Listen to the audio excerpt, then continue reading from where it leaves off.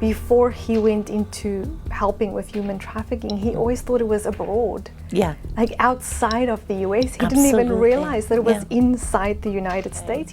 Because you have the concept of the movie Taken, which happened in the 80s. To me, that was what human trafficking was. But what's mostly happening is right under our noses. Did you know that most of the people that I get into my home are sold by their parents?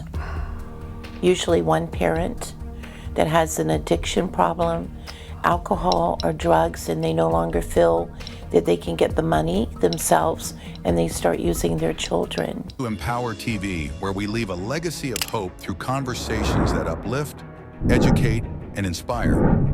Listen to incredible stories of people who overcame challenges and barriers, celebrate victories, learn from setbacks, and push forward together. You would hear all this torture, and then they would shoot. Want to be empowered? Let's go. Subscribe for more and get this book now. Hello and welcome to M-powerTV. My name is Lorna Greyling, and joining us in studio today is one of the most beautiful women inside and outside, Brandy Crisifulli. Thank you. You're an angel. You look like one and you are one. Oh my goodness, thank you for that compliment. Thank you so much for joining us. Thank you for having me. You're from Life Recaptured. Tell us a little bit more about what this beautiful organization does. Thank you for giving me this opportunity. I started Life Recaptured because my baby sister was trafficked and she didn't make it. So I had been working with domestic abuse women, but this became more to me when I did not understand how that could happen right under our nose in my family. And so I started doing some research, and there was a group called Project Rescue and another group called Sail Freedom. Project Rescue flew me to New York, my husband and I, to hear our story and for us to see how it works with human trafficking as far as helping survivors to integrate back into society.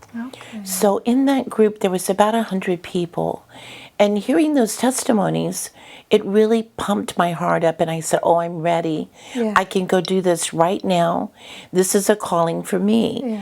But at the end of that seminar, I remember he looked out into the audience and he said, how many of you had had training? How many of you have connected with your law enforcement? I think 2 people raised their hand out of 100. Wow. And I just sat there, and I remember he looked out, he had a smile on his face, but he said, please don't go home and start something when you're not trained, because it brings devastation. This is a very deep and sensitive thing that you will be working with, so get training. Goodness. So I went home, and my husband and I talked and prayed about it, and I felt that I should give up my job, which I was an interior decorator and also a caterer. And we decided I would quit and I would go and train. So I did, and for about 4 years, I trained, being in the safe houses, getting to go and watch some sting operations, and also going in when some of the girls had hypnosis. It was a lot to this, Lorna. Brandy. So you went from having this, did you have a dream or anything? You just decided. So I know you had a personal story, but was there just a moment in time that you decided, today I'm going to go into this? Or what was there what made you decide? What I really think, I was doing conferences for hurting women. And I remember that there was this African-American woman that had been chained up for about 7 years with her family. It was a national event that they were talking about it all over the news. And she came in to speak at one of the conferences I had, and she told me, she said, I think you're called to do greater things. I think you're called to help women that are hurting, that are devastating, to open homes. I didn't even know what that meant. So God called you, right? Yes, like a prophetic that was word. in 2003. Wow. And then when this happened to my sister and they flew me to New York, everything started to come together.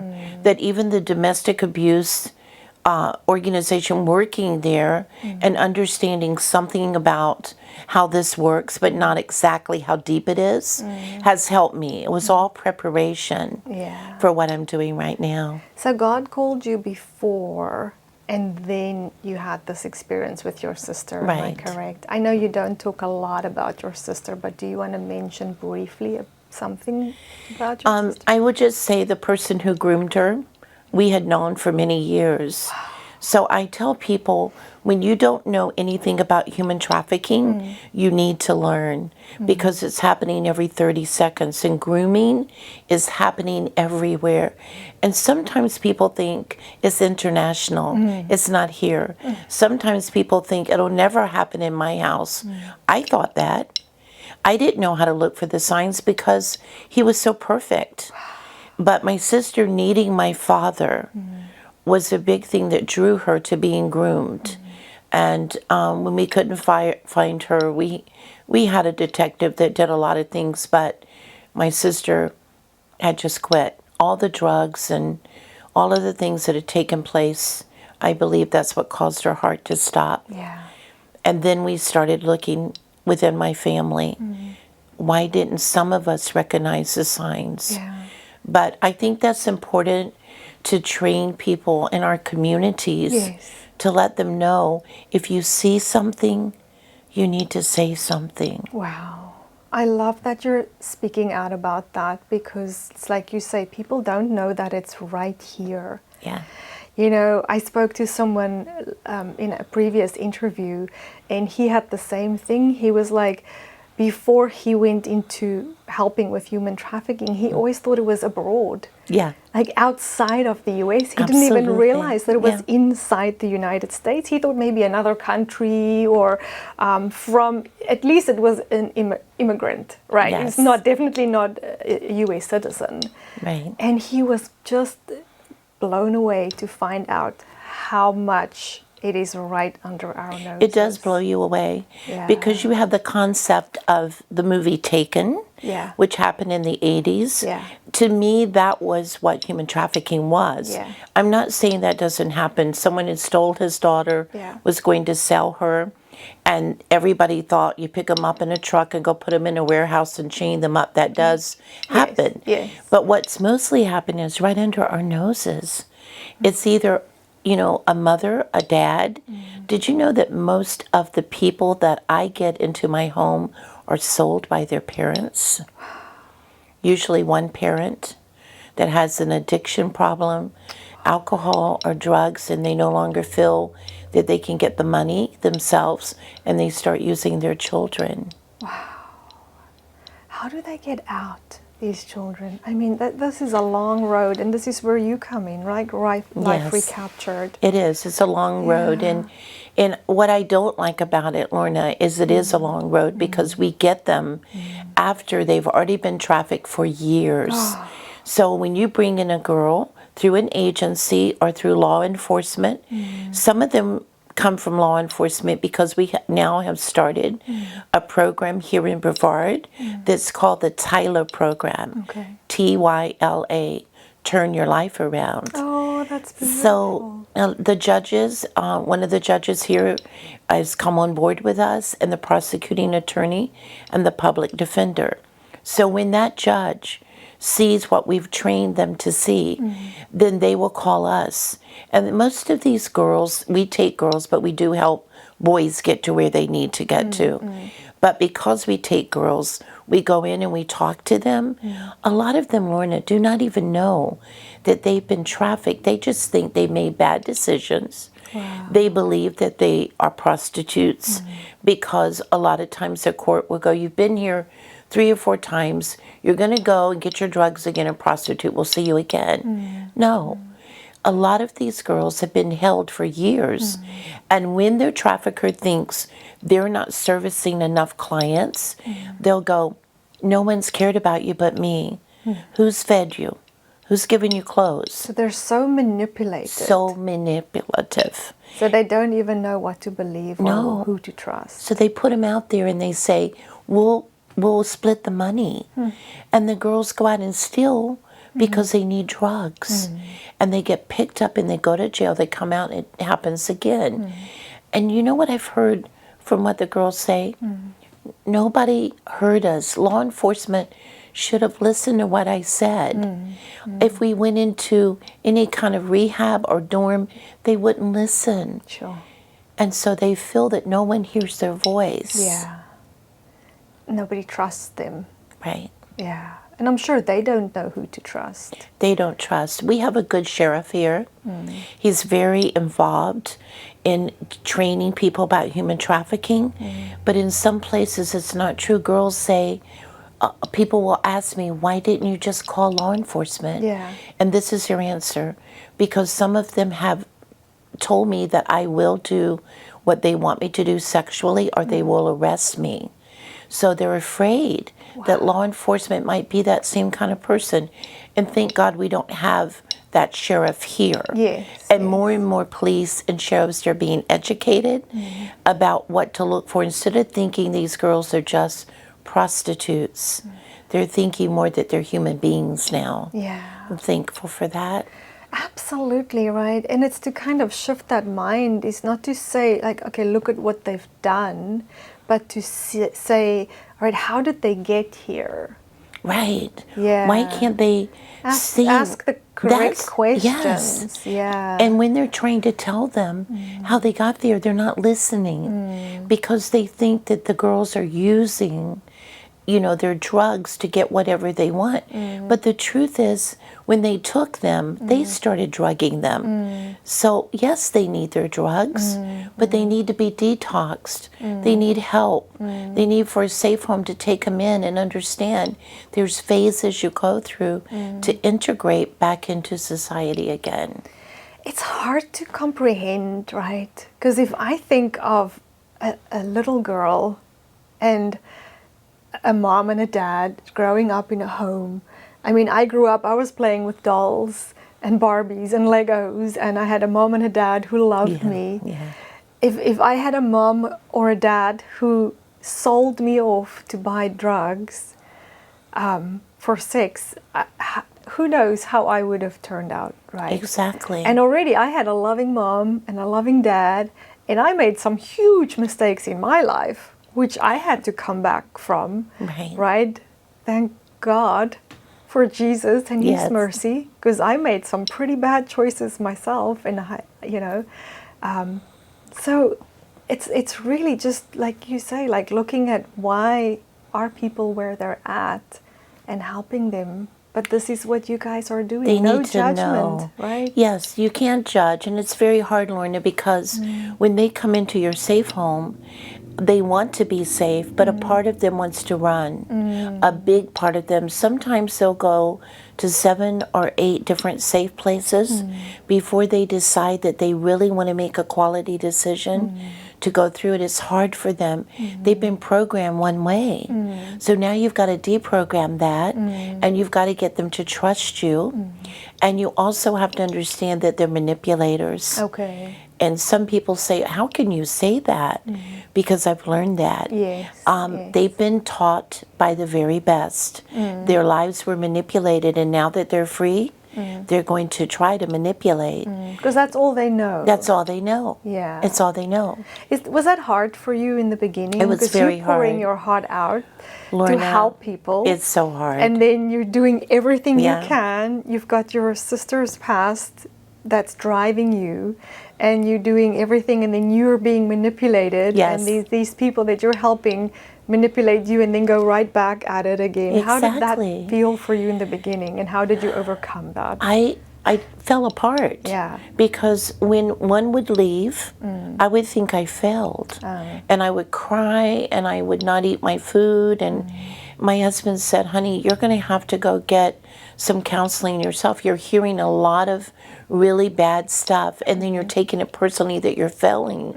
So in going to get a counselor, that was really good. He explained to me, you have this vision and this calling, but you cannot be in the house because you think about your sister and you want to make everything perfect, and they know that. So they use you, they manipulate you. So my role is to carry this vision out to the community not be in the house and get to know them. Because if I do and they leave, it's very hard for me to let it go and put it at the feet of Jesus. He told me, you cannot fix them.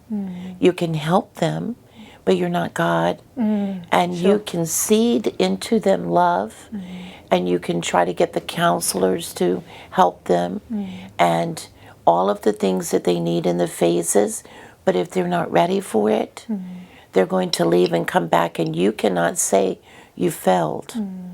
You've done what you should do. So I try to get away from the safe house, and I try to do most of it by going out into the community and saying, this is what's happening, please listen. And Lorna, sometimes people will actually put their fingers in their ears when I'm speaking. Because it's so deep and it's so ugly. And It's hard to hear. I wanted to run down and just go, stop that. You don't, maybe it hasn't happened to you, but somebody you know close to you, it will happen to. But now I don't do that. I just move on. I tell my story, and I tell what's going on here in Brevard County. And then if people are not interested, I have to move on to those who are really understanding what human trafficking is about. Yeah. How long did it take you to learn that and to overcome that? Because even that is something to overcome, right? Because when you're passionate about something and people don't want to listen, that's frustrating. I'm still learning. I go twice a month, and it's like we have a shake things, like wake up. You met one of the ladies that was there. That's one of our mentors. She's wonderful. Twice a month I train with them, and also with Project Rescue. Because trafficking changes all the time. It's a sophisticated group of people. It used to be $150 billion business a year. I think it's 176 a year now. You've got a network that checks out different communities. Like our community in Brevard County, we're different than Palm, West Palm, because they don't have a lot of children. They've checked it out, they're career-minded. We have a lot of children in this area, and they're interested in that because they can get into the schools. They can get through social media.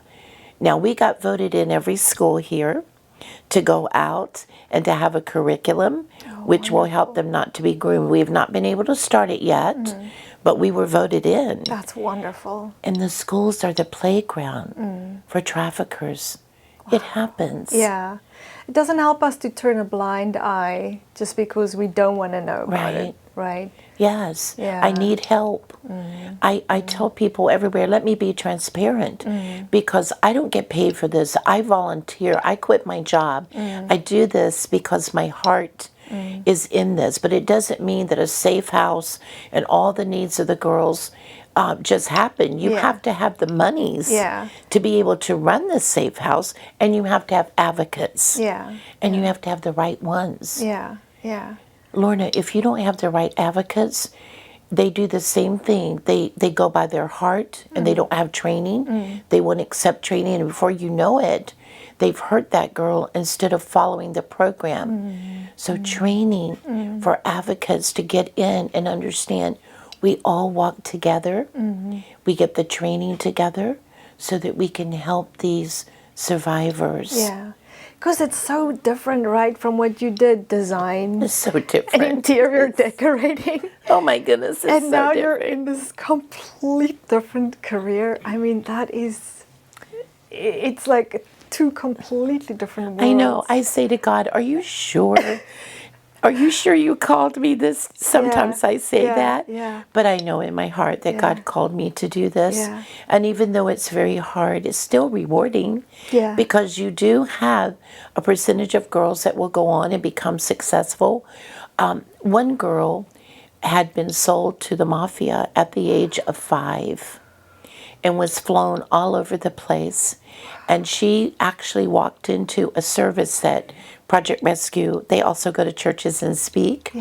And this girl had walked in and decided she wanted to go down and just have prayers. She had escaped, and now she's 21. That's how long she had been with them.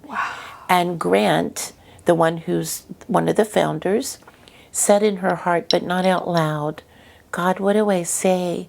Because no matter what I say, she's going to wonder, why didn't you protect me, God? Where were you, God, when all this was happening? And Beth Grant said, I just took her hands. I don't know what I said. Yeah. And I prayed, and she ran out crying. She said, oh, no, I've said the wrong thing like I feel sometimes. What do I say? Yeah. In a moment, she came back in, and she said to Beth Grant, I've never, ever told anyone my real name. They called me Queen, Wow. all of these people that abused her. But when you prayed for me, you said my name. Wow. And now I know that God loves me. Wow. And now she's an advocate that goes international and national to tell people that God really does care. So I've seen some things. We have one girl that I was telling your husband that went to Africa as a missionary. And she's speaking on deliverance for girls who have been through this. And some of them want to write books. They just want to be able to share their story and to help other people. So it is rewarding. Yeah. But it's a small percentage. Yeah. Because if they've been in this 7 years, Lorna, and they don't get help, then they want to kill themselves. Oh, man. And so they become very suicidal. Yeah. But I don't believe that God calls you into something unless he sees that you can help them. And that's what we keep looking at. You know, you can't just say, well, I'm doing it one person at a time. You have to go and fight. You have to say to the community, we have to eradicate this, and we cannot do it without you and everyone helping us, stopping this network, not just taking a girl in. Yes. Sarasota, Lorna, they don't even have hardly any trafficking anymore. Yes. Because everybody's come together, law enforcement, judges, everybody in the community, and you know what the traffickers say? Don't go to Sarasota. Yeah. They're going to put you away. There we go.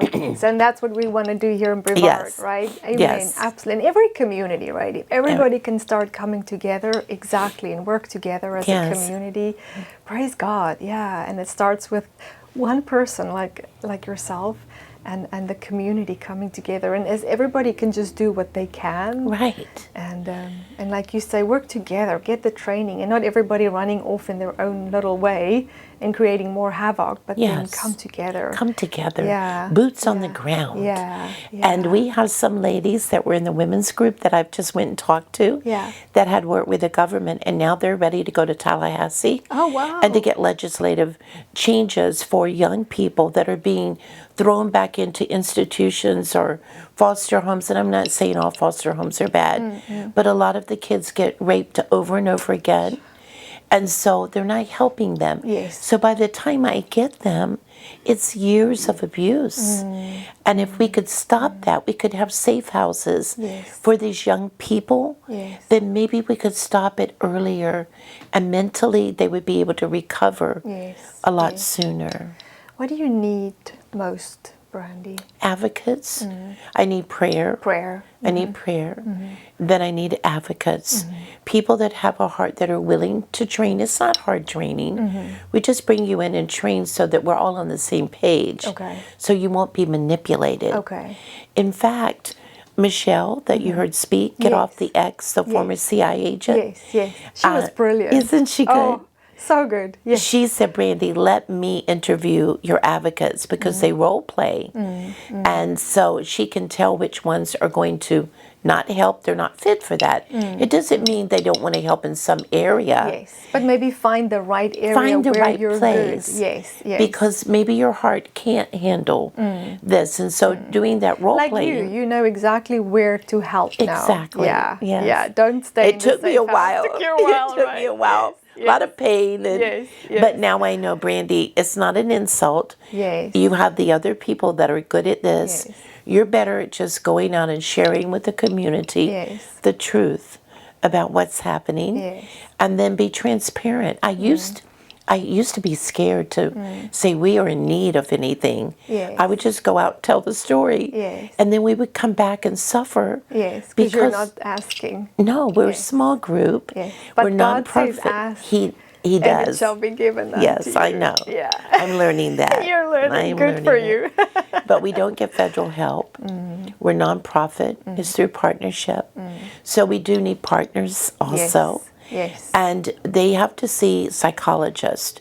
So we would like someone that's interested in adopting one of these girls for their needs. Okay. Like glasses, computers, Okay. things like that. They could just come in and say, and then we'll let you know Yes. through a newsletter how this is going with this girl. Okay. Oh, fantastic. Yes. Oh, wonderful. So any kind of partnership, financial, businesses, that's beautiful. Yes.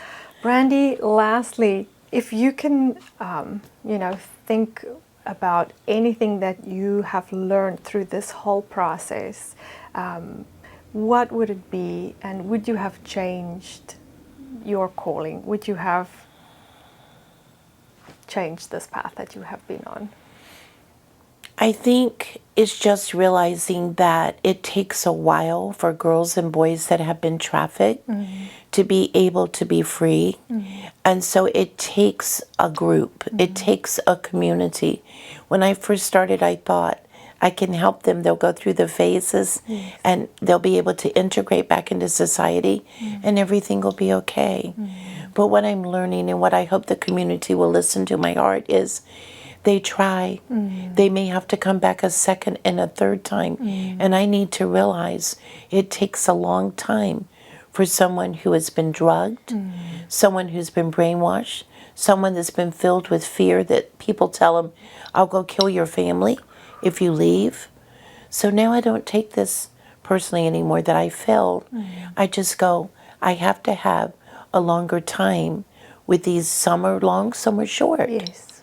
And I've also learned that I have to be more transparent with the community, that I'm just a small group, and not be afraid to tell them, look, I need you.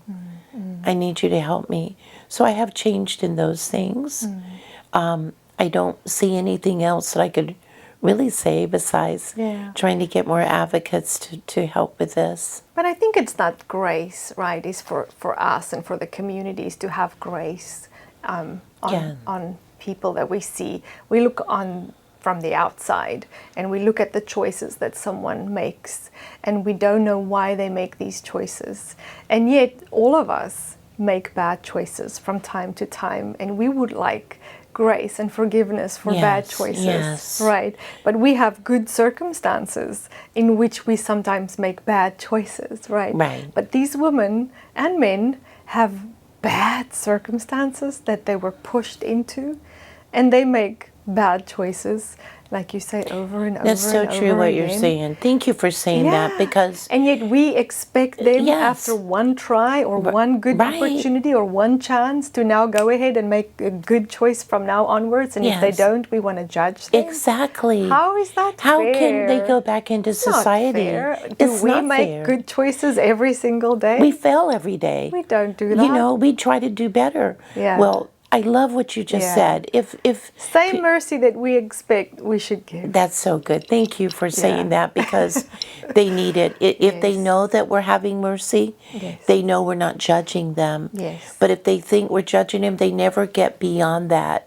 They just think that's who I am. Nobody's ever going to accept that I'm different, and therefore I'm not going to tell them. I'm not going to speak up. And so thank you for saying, talk to us. We're not here to judge you. I had girls, Lorna, that said, we saw things in truck stops, we saw things at airports, we know the signals, and they would get beat if someone made a signal. But they would say, no, I didn't think anybody was ever going to come and get me. I just read all this stuff. But nobody was hearing us. And I said, I hear you, because I pray, God, let me hear them. Let me see where they are. Let me help them. So there's a lot of layers that's involved in this. Brandy, you've been absolutely amazing. Thank you so much for the work that you're doing in the community. Lastly, where can people reach you? They can go online at liferecaptured.org. And there's a lot of things in there they can learn, or either they can call us at 321-652 3135. I would love to talk to anyone that's interested in helping us with what we're doing. Wonderful. Thank you so much. Thank you, Lorna. And that is it from me, Lorna Greyling and M-powerTV. Don't forget to like, share, and subscribe to our episodes. Give us a comment on the show. Please don't forget to comment. It really does help the algorithms. Share our beautiful episodes. Please get involved with Brandy and her team. And until next week, goodbye.